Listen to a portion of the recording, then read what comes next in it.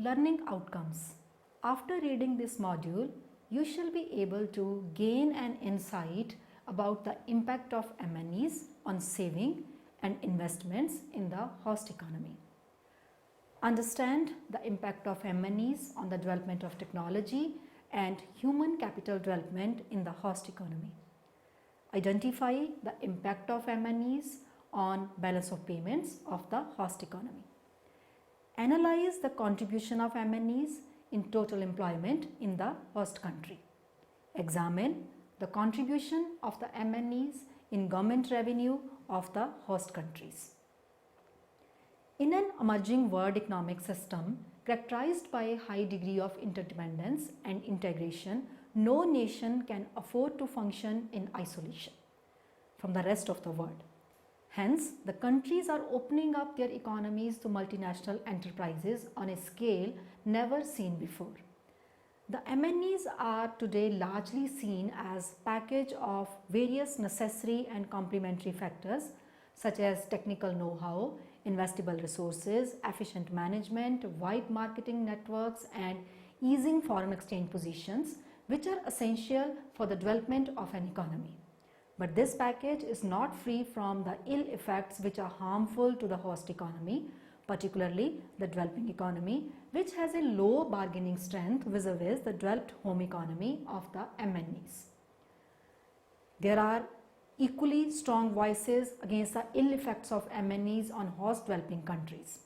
It is generally blamed that MNEs exacerbate the problem of unemployment and deficit in balance of payments, create monopolies, cause huge strain on the scarce economic resources of the host country, may lead to misallocation of resources towards the undesirable sectors and thus hamper the natural process of these economies. They bring several distortions to the economy as the goals of the MNEs are generally different from that of the host economy. The central goal of these MNEs is maximization of worldwide profits without regard to what is best for the individual country.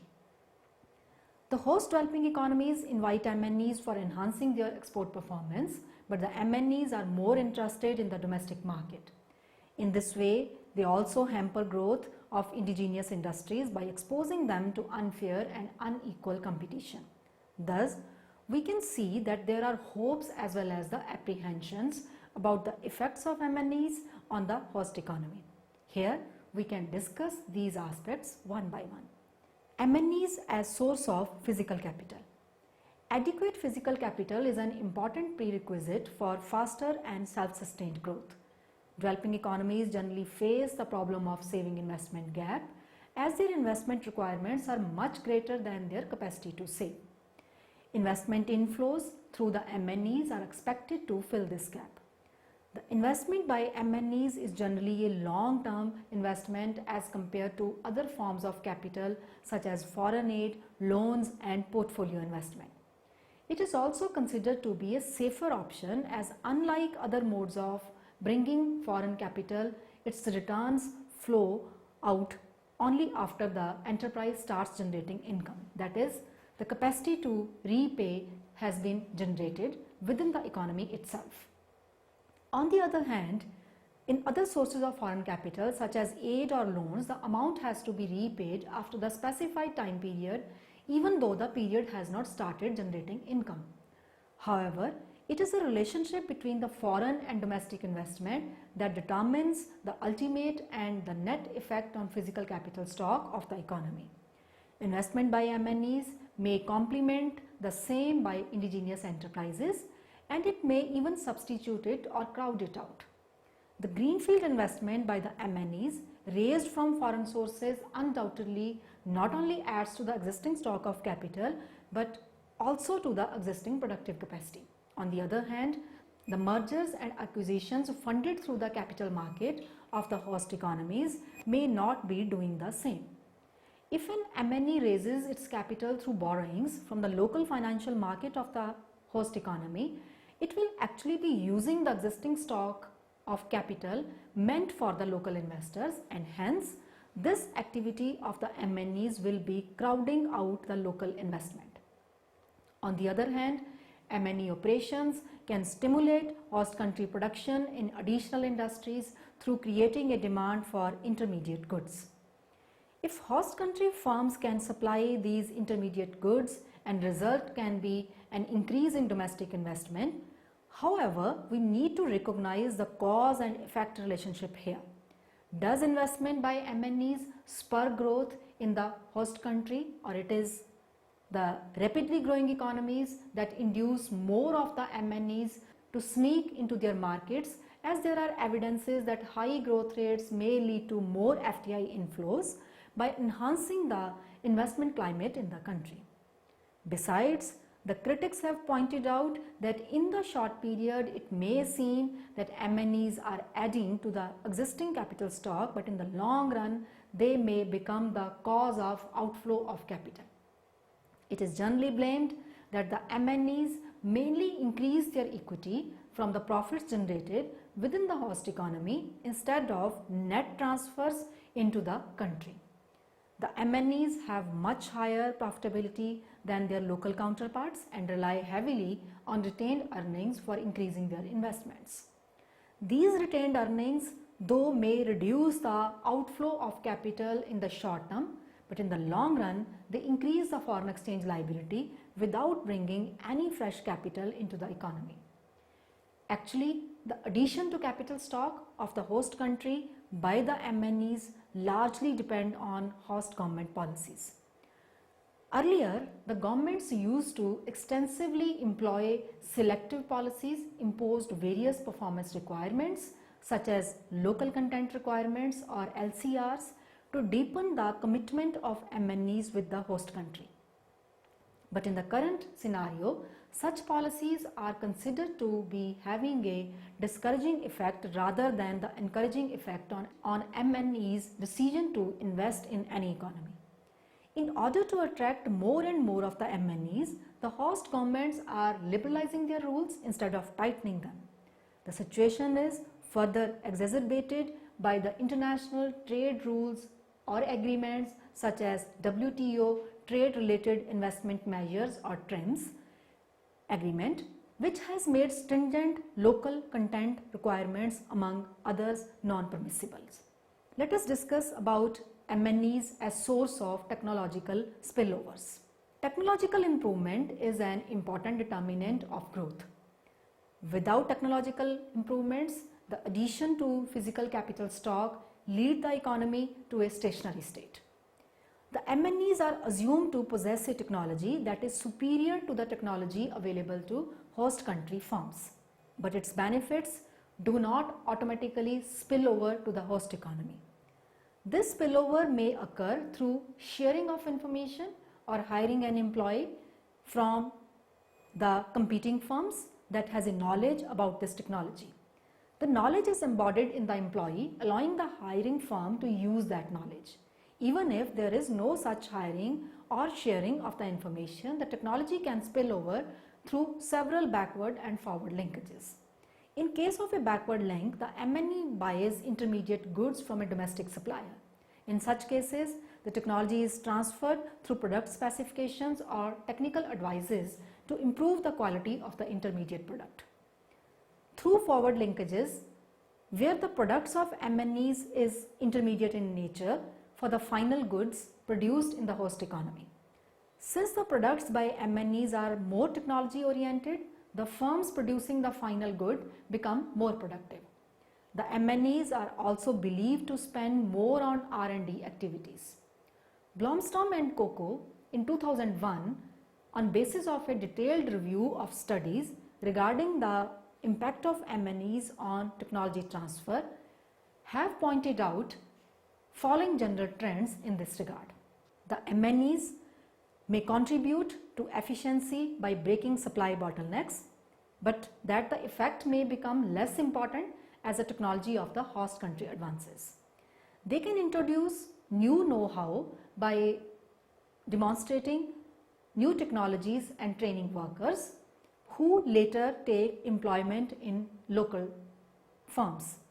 They may either break down monopolies and stimulate competition and efficiency or create a more monopolistic industry structure. depending on the strength and responses of the local firms. They may transfer techniques for inventory and quality control and standardization to their local suppliers and distribution channels. And they may force local firms to increase their managerial efforts or to adopt some of the marketing techniques used by MNCs either on the local market or internationally. However, on the bleak side, it is generally blamed that the MNEs never share their technology with the local competitors, and if they share, it is always an outdated technology. Their technology is generally termed as island technology, as they take utmost care not to get it spilled over to their potential competitors in the host economy. Actually, establishing a wholly owned subsidiary in any economy is a strategy to internalize their technology than to let it spill over. They always hire foreign personnel at the higher levels where there are chances of open access to given knowledge. Local workers and managers are employed at the lower rungs of the knowledge hierarchy. It is being felt that the possibility of technology transfer largely depends upon absorptive capacity of the host economy. If there is inadequate R&D to adapt and apply the foreign technology according to local requirements and environment, and there is lack of trained professionals, the technology brought by the MNEs will remain island type. Thus, technology spillovers are not automatic consequences of investment by MNEs. Instead, the MNEs and the existing level of human capital in the host economy interact in a complex and non-linear manner. For instance, host economies with relatively high levels of human capital may be able to attract large amounts of technology intensive foreign MNEs that contribute significantly to the further developments of labor skill. At the same time, economies with weaker initial conditions are likely to experience smaller inflows of FDI, and those foreign firms that enter are likely to use simpler technologies that contribute only marginally to local learning and skill development. MNEs and human capital development. The transfer of technology from MNC parents to its affiliates and other host country firms is not only embodied in machinery, equipment, patent rights, and expatriate managers and technicians, but is also realized through the training of local employees. While most recipients of training are employed in the MNC's own affiliates, the beneficiaries also include employees among the MNC suppliers, subcontractors, and the customers. Types of training range from on-the-job training to seminars, workshops, and more formal schooling to overseas education, depending on the skills needed. The MNEs also have a great influence on formal education in a country. It is being felt that while the MNEs have a marginal effect in the primary and secondary education, but there is an increasingly clear evidence that they do have a significant impact on tertiary education in their host countries. The MNEs provide attractive employment opportunities to highly skilled graduates, which may encourage governments to invest in higher education. These MNEs have also been instrumental in internationalization of tertiary education, in particular management education, finance, law, and other technical streams of education. Moreover, improvements in education and human capital are essential for absorbing and adapting foreign technology and to generate sustainable long-run growth. Now let us examine exports and balance of payments. A number of developing countries aim to exploit the resources of MNEs such as globally recognized brand names, best practice technology, or by getting integrated with their global production networks, among others, for expanding their manufactured exports. But the motive of the MNEs can be market seeking, as they generally shift their production operations to the developing economies as they find a huge local market there. With such motives, they hardly are interested in exporting their products, particularly to the countries where they already have their own subsidiary. But the developing countries expect a positive relationship among investment by MNEs, trade and growth. There are studies that suggest that the volume of exports is directly related with the share of foreign ownership in an enterprise. But at the same time, it is blamed that MNEs have very high import intensity. They import specified inputs from their own subsidiaries abroad under the name of product specifications or tie-in clauses. A high import intensity matched with relatively lower export propensity actually leads to adverse effects on balance of payments. The initial inflows of foreign capital by these MNEs are largely undermined by the outflow of foreign currency in several shapes in the subsequent time periods. Actually, the MNEs pay huge amount to their own foreign affiliates or the rest of the world in shape of royalties, dividends, technical fees, interest payments, payments for imports, etc. It is being blamed that the MNEs actually restrict the competitive exports to the rest of the world, particularly to the countries where they already have their own foreign affiliate. Over a period of time, it is found that the growth of imports by the MNEs is much larger than that of the exports. Actually, the MNEs are global institutions with global interest. There is essentially a divergence of objectives of MNEs and the host governments. The MNEs are more concerned with optimization of their global sales and global profits, whereas the national governments are concerned with the balance of payment deficit. It has also been found that instead of providing a competitive advantage to the host economies and thus help them increase their exports of the products in which the host economies did not have the comparative advantage earlier, the MNEs are actually found to be exporting only those products in which the host economies already have a competitive advantage. For example, in case of India, the MNEs in the sectors of tea and textiles have a greater export propensity as compared to MNEs in other sectors such as engineering goods, etc.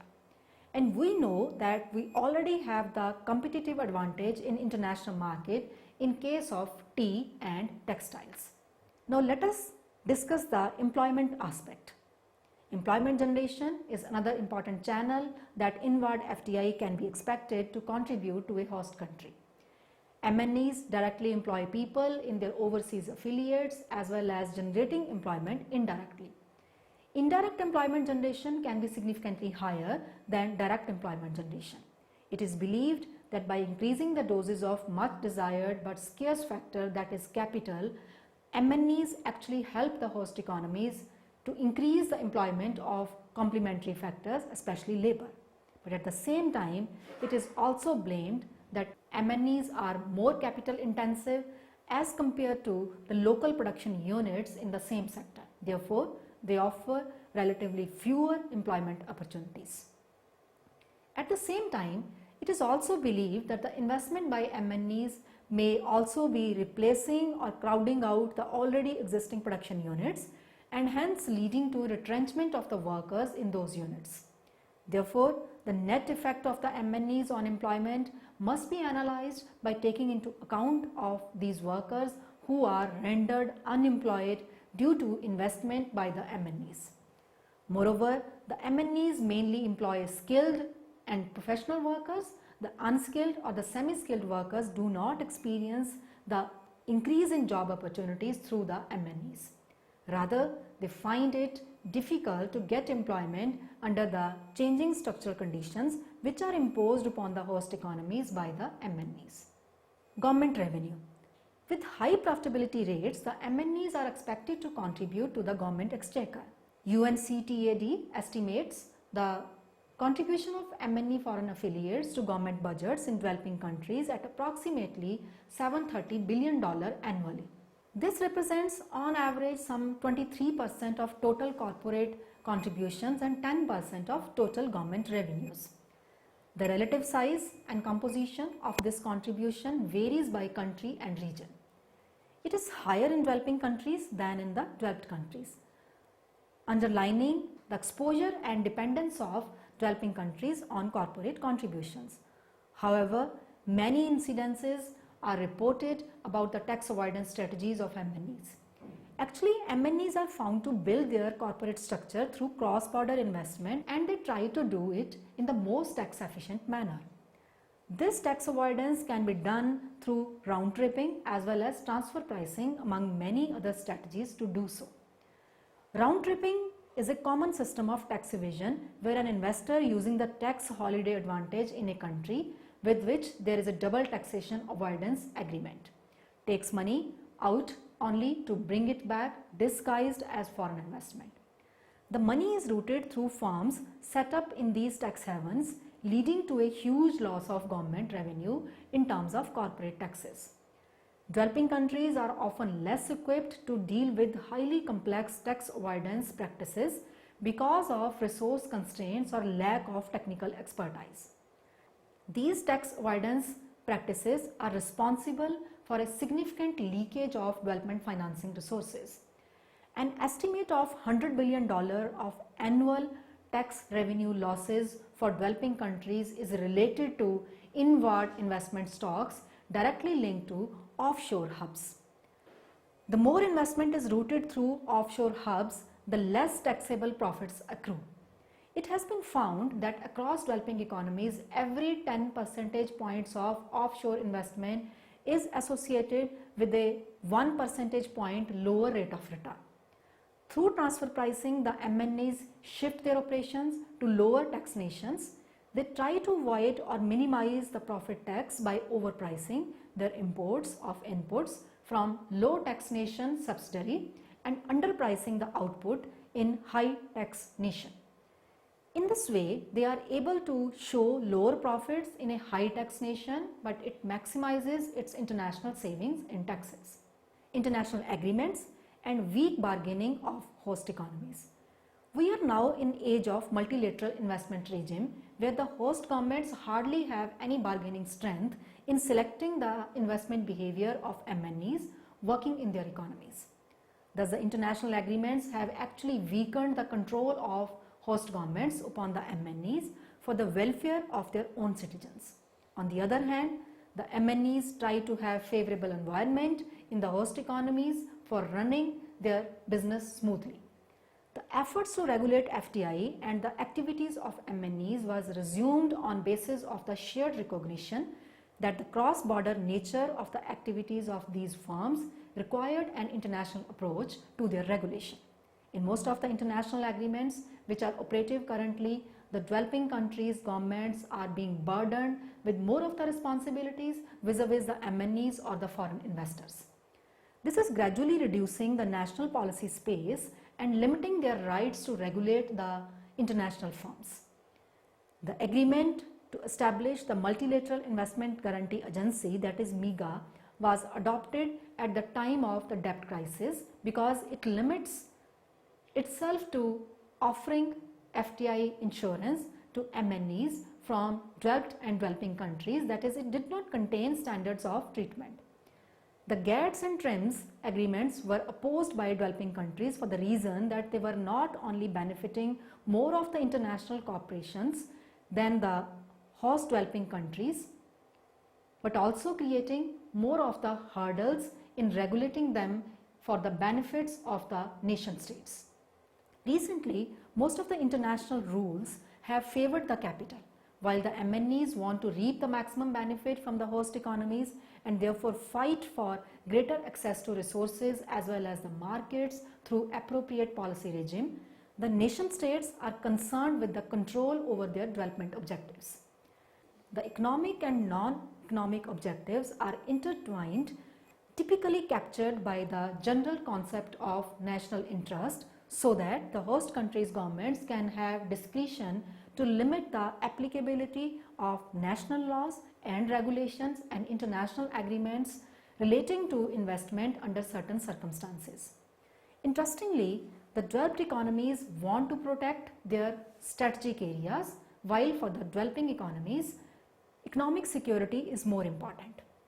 On the other hand, there is a need of rebalancing of the rights and responsibilities between the host economies and that of the MNEs so that the mutual benefits are maximized. For this purpose, an appropriate policy regime needs to evolve further in a manner that it also recognizes clearly the right of host countries to regulate in the public interest in order to protect and further their own legitimate public policy objectives, particularly as regards their own security and development. At the same time, the responsibilities of host countries need to be clear as well. That is, the right to regulate in the public interest needs to be circumscribed in a manner that it does not provide the pretext for governments to disregard their international commitments. Efforts need to be made, in particular, to clarify and, if need be, circumscribe the self-judging essential security clause. Let us summarize what we have learned from this module. We have observed that the MNEs are considered to be a package of much desired resources with capital, technology and foreign exchange. But their effects on host economies are subject to criticism. In the long run, whereas the expected benefits of the technology transfer are much lower, the net inflow of capital can also be negative. Actually, much depends upon the relative economic strength of the host economies. The developed host economies are able to reap more of the benefits from the MNEs as compared to the developing economies, which are always at the receiving end. Besides, it is expected that through MNEs the job opportunities may increase and the government is able to earn more. But the critics also point out where the MNEs fail to do so, and as they use the technology which is not suitable to the factor endowments of the developing host economies. Moreover, in order to maximize their after-tax profits, MNEs follow such strategies which are most tax efficient. This may lead to huge loss of government revenue. However, it is being felt that the developed economies with better absorptive capacities, strong infrastructure and better resources are more in position to enjoy the benefits of the MNEs. It is also being propounded that right type of policies are urgently needed to regulate the undesirable practices adopted by the MNEs so that the benefits of internationalization of investment and production operations are justifiably distributed all across the world. That's all with this module. Thank you.